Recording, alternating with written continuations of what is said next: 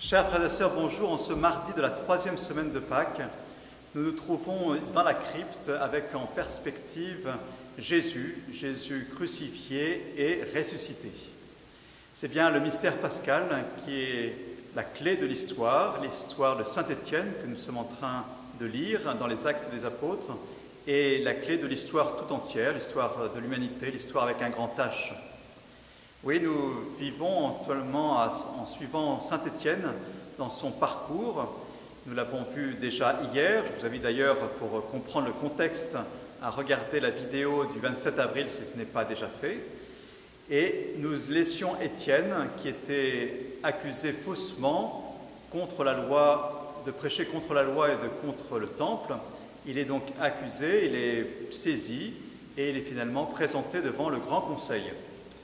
Devant ce grand conseil, le grand prêtre va l'interroger pour sa défense. Et voilà qu'Étienne, au chapitre 7 des Actes des Apôtres, va prononcer un long discours. C'est le plus long discours de tous les Actes des Apôtres, 52 versets. Mais nous allons lire dans ce jour que les 3 derniers versets. Alors du coup, je vous fais un résumé des 49 premiers. 4 figures vont être évoquées par Étienne dans ce long discours.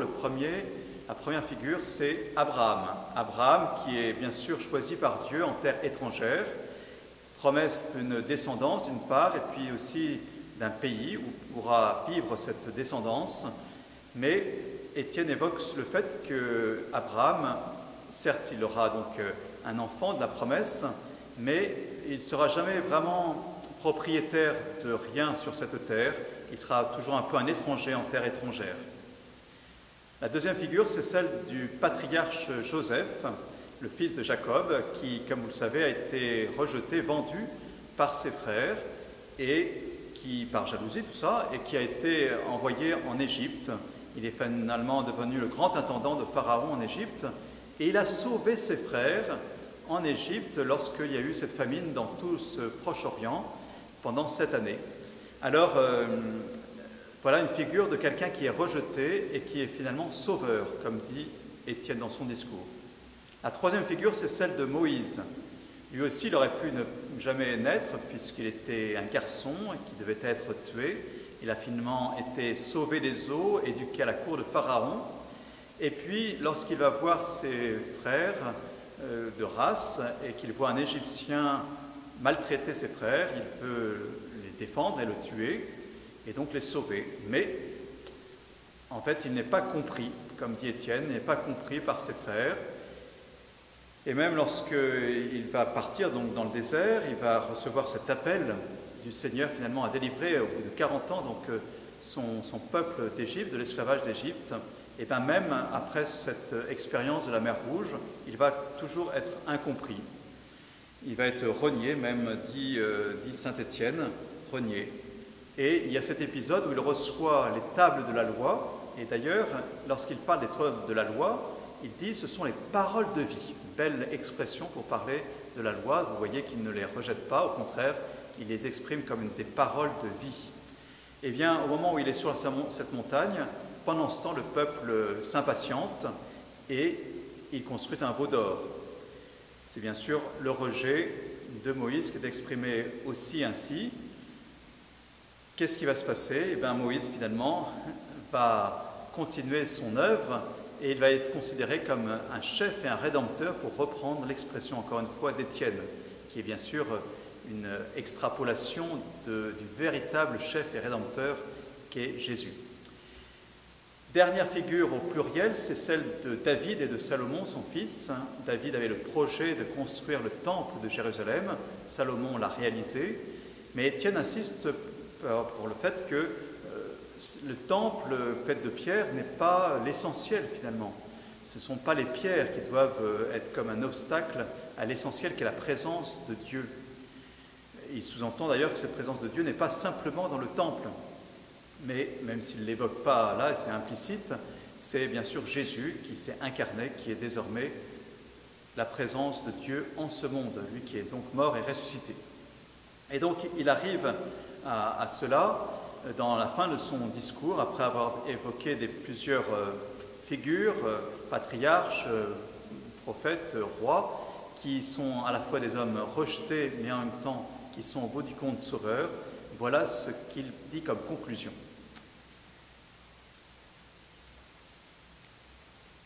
Vous qui avez la nuque raide, vous dont le cœur et les oreilles sont fermés à l'alliance, depuis toujours vous résistez à l'Esprit Saint. Vous êtes bien comme vos pères. Y a-t-il un prophète que vos pères n'aient pas persécuté? Ils ont même tué ceux qui annonçaient d'avance la venue du juste, celui-là que maintenant vous venez de livrer et d'assassiner. Vous qui aviez reçu la loi sur ordre des anges, vous ne l'avez pas observée.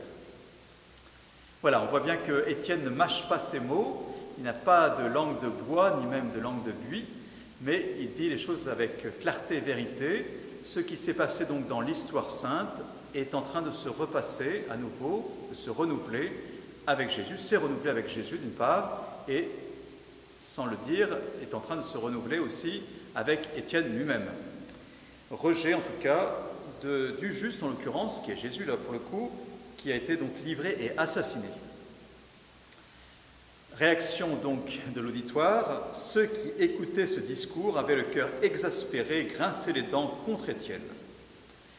Voilà, on comprend évidemment leur réaction assez étonnée, mais on peut aussi faire une comparaison avec le discours de Pierre à la Pentecôte, lorsque Pierre aussi a bien dit « vous avez tué celui-là, Dieu l'a ressuscité », eh bien, on nous dit ils avaient le cœur transpercé et demandèrent « qu'est-ce qu'il nous faut faire? Faites-vous baptiser ?» Bon. Voilà, ça c'est le cœur transpercé. Ici, il s'agit d'un cœur exaspéré. Le même terme qu'on a trouvé lors de la deuxième condamnation de Pierre et des apôtres. Vous savez que nous sommes au troisième procès dans les Actes. Le premier, Pierre et Jean avaient été condamnés simplement à ne pas enseigner au nom de Jésus. La deuxième fois, à nouveau, de ne pas enseigner au nom de Jésus, et ils ont été fouettés. Et voilà donc le troisième procès, en l'occurrence d'un disciple. Et qu'est-ce qui va arriver à Étienne? Nous allons le voir. Mais d'abord, centrons-nous justement sur sa personne. Lui, rempli de l'Esprit Saint, fixé le ciel du regard, il vit la gloire de Dieu et Jésus debout à la droite de Dieu. Il déclara « Voici que je contemple les cieux ouverts et le Fils de l'homme debout à la droite de Dieu. » Voilà, Étienne donc est dans cette vision assez étonnante.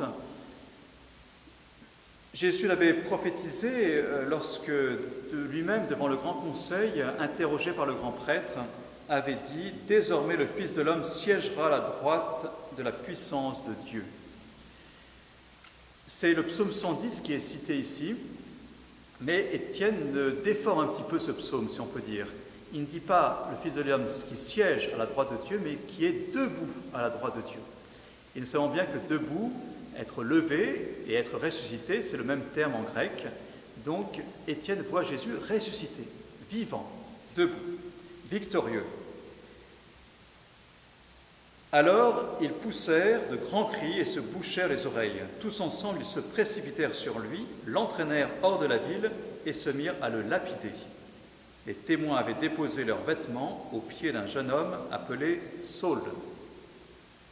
Réaction donc de l'auditoire, eh bien pour eux c'est considéré comme un blasphème, comme ça l'a été d'ailleurs pour Jésus, qui a été envoyé chez Pilate. En l'occurrence, pour Étienne, qui est moins connu que Jésus, normalement sa mort ne devrait pas faire de vagues, donc il décide tout de suite de l'expulser hors de la ville, comme Jésus, qui va mourir hors de la ville, comme ça se faisait. Et il ne s'agit pas d'une condamnation romaine, donc de crucifixion, mais d'une lapidation, selon ce que la loi prévoyait pour un blasphème, un soi-disant blasphème. Étienne, pendant qu'on le lapidait, priait ainsi « Seigneur Jésus, reçois mon esprit ». Puis, se mettant à genoux, il s'écria d'une voix forte « Seigneur, ne leur compte pas ce péché ». Et après cette parole, il s'endormit dans la mort. Évidemment, vous voyez bien ce parallèle très fort entre Étienne et Jésus, avec ces deux mêmes expressions qu'on retrouve dans la passion et dans la mort de Jésus. D'une part, le cri de Jésus avant d'expirer, « Père, en tes mains je remets mon esprit ». On voit qu'Étienne reprend la même expression, mais en ne disant pas Père, mais en disant Seigneur Jésus. Donc c'est une des premières prières explicites adressées à Jésus lui-même.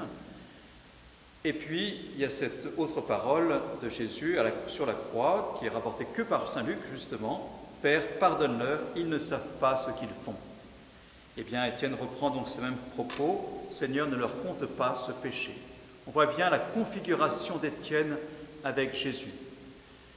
Nous voyons qu'à travers la figure d'Étienne, c'est la figure de l'Église, qui est le corps du Christ et qui vit finalement, elle aussi, la passion, la mort et la résurrection, et qui ne cesse de vivre le mystère pascal, et bien sûr jusqu'à aujourd'hui. En tout cas, la dernière phrase nous dit ceci: quant à Saul, il approuvait ce meurtre. Saul, nous allons le retrouver vendredi, au chapitre 9 des Actes des Apôtres. Il a été plein de zèle contre les chrétiens, mais sans doute cette parole, d'ailleurs il le redira 2 fois dans des discours plus tard dans les Actes des Apôtres, cette parole d'Étienne, Seigneur, ne leur compte pas ce péché, et l'attitude d'Étienne qui va jusqu'à pardonner jusqu'au bout, eh bien, l'a touché, comme il le dira bien plus tard. C'est la miséricorde finalement, c'est le don total de sa vie pour ceux qu'on aime, même si eux ne nous aiment pas. C'est cet amour qui va jusqu'au bout, qui est la clé de l'histoire, comme nous disions, c'est la clé du mystère de Pâques que nous vivons encore aujourd'hui. Je vous souhaite une très bonne journée et je vous dis à demain pour la suite de cette aventure.